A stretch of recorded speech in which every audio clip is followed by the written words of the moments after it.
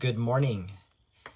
In today's video, I wanted to start addressing what I think is probably one of the greatest challenges to a belief in a good God, a God of love, and that is the problem of evil. This is something I've already been called out on YouTube with some of my earlier videos where I talked about the properties of God. So this is not a new thing, but it's one of the things that, as I said earlier, I think it needs more attention. We need to reflect on this more deeply.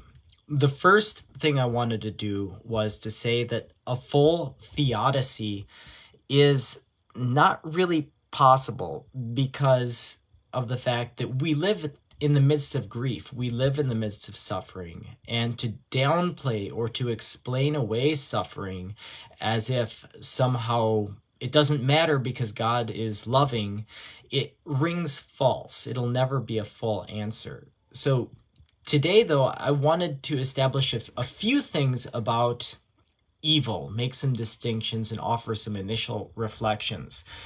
The first thing that I wanted to mention is that evil, as defined in Christianity, is the lack of a good. And part of the material universe is, in fact, a lack of something.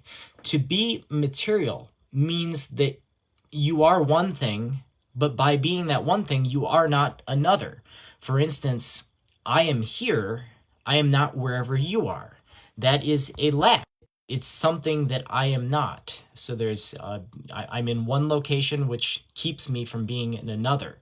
Similarly, if I am a certain size, I could be bigger, I could be smaller. There is a lack associated with the nature of the material universe in general. So that's evil, but it isn't necessarily a bad thing. So this is what I would call natural evil, and I would question whether it's a problem at all. It's simply part of the condition of the material universe. And we look around us and we see that the material universe has laws, it has an order, and there are things that we associate with suffering, certainly, but they are not in and of themselves wrong. They simply are what they are. So when you think of earthquakes, floods, when you think of the motions of the planets, you're talking about the laws of physics, the way that the material universe works in concert with all the laws that make it up. And this is the case not only with the laws of physics, but with the laws of nature as well. When you look at a lion hunting its prey and killing its prey and eating its prey, you may feel a twinge of sorrow for whatever it is that the lion has killed, but this is part of the nature of the lion.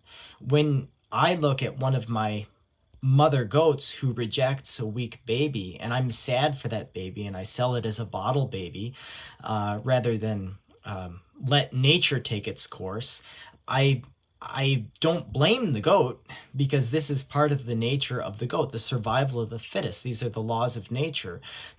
These things, these laws of nature, these supposed natural evils are not evil in the true sense, even if they involve suffering, but are simply part of the material universe, which involves a lack, which involves evil. But this is not, and the word I would use is moral evil.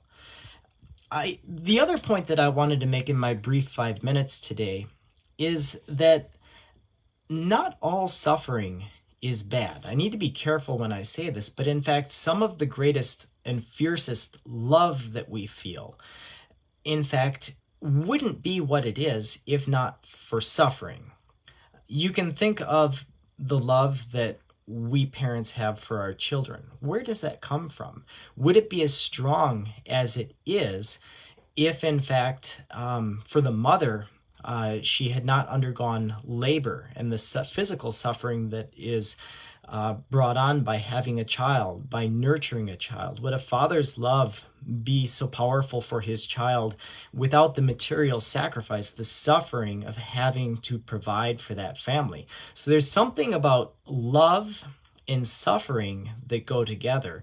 So in the same way that not all evil is evil in the sense that it shouldn't be there, it's simply part of reality, so too there's something about love where without suffering it wouldn't be what it is. So not all suffering, I think, is to be avoided. Not all suffering is to be lamented. This is all I have time for today. I'll continue this tomorrow, perhaps. God bless.